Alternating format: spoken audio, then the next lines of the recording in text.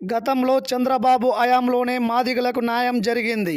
మన ఎంఆర్పీఎస్ వ్యవస్థాపక అధ్యక్షులు పల్లాల శ్రీనివాసులు. నెల్లూరు ఎస్సీ వర్గీకరణ ఏకసభ్య కమిషన్ విశ్రాంత ఐఏఎస్ రాజీవ్ రంజన్ మిశ్రా నెల్లూరు జిల్లా పర్యటనలో భాగంగా శనివారం నెల్లూరు కలెక్టరేట్ తిక్కన భవనంలోని సమావేశ మందిరంలో మన ఎంఆర్పీఎస్ వ్యవస్థాపక అధ్యక్షులు పల్లాల శ్రీనివాసులు మరియు నెల్లూరు జిల్లా కమిటీ నాయకులతో కలిసి వినతి పత్రం సమర్పించారు. అనంతరం పల్లాల శ్రీనివాసులు మాట్లాడుతూ, నా పేరు పల్లాల శ్రీనివాసులు మాదిగా, మన ఎంఆర్పీఎస్ వ్యవస్థాపక రాష్ట్ర అధ్యక్షులు.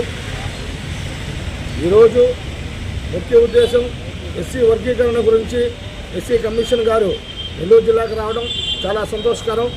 అదేవిధంగా 30 సంవత్సరాల నుంచి మాదిగలు అలుపెరగని పోరాటం చేస్తూ ఎంతోమంది మాదిగ వీరులు చనిపోయి అమరవీరులయ్యి, అదేవిధంగా జైలు పాలయ్యి రోడ్డు పాలయ్యిన కుటుంబాలు ఈరోజు వాళ్ళందరి కళ నెరవేరే సమయం వచ్చింది. ఎస్సీ వర్గీకరణ వెంటనే అమలు చేయాలని చెప్పేసి మేము ఈరోజు ఎస్సీ కమిషన్ గారు నెల్లూరు జిల్లాకి పర్యటన భాగంగా వస్తే ఆయనకి మన ఎంఆర్పీఎస్ తరఫున అర్జీ ఇవ్వడం జరిగింది. అదేవిధంగా సచివాలయాల్లో మాకు చాలా అన్యాయం జరుగుతూ ఉంది. సచివాలయాల్లో మాదిగల్ని మాలలుగాను మాదిగల్ని క్రిస్టియన్ గాను చూపిస్తూ ఉన్నారు. ఇది కానీ సరిచేయకపోతే ఖచ్చితంగా మాదిగలకి అన్యాయం జరగదని చెప్పేసి మేము కమిషనర్ గారి దృష్టికి తీసుకెళ్ళాము. ఆయన వెంటనే స్పందించి కలెక్టర్ గారితో జాయింట్ కలెక్టర్ గారితో మాట్లాడతామని చెప్పేసి ఆయన మాకు చెప్పడం జరిగింది. ఇది జరగకపోతే మాకు పూర్తిగా అన్యాయం జరుగుతుంది. ఖచ్చితంగా ఇవన్నీ కూడా